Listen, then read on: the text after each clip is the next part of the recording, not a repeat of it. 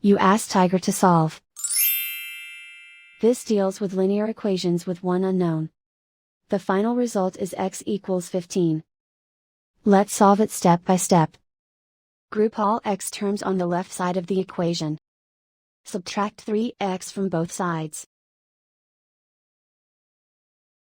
Group like terms. Simplify the arithmetic. Group like terms.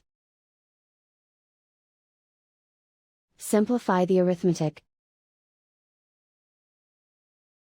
Group all constants on the right side of the equation.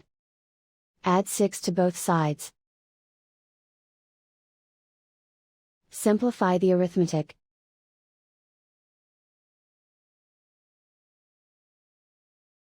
And so the final result is x equals 15.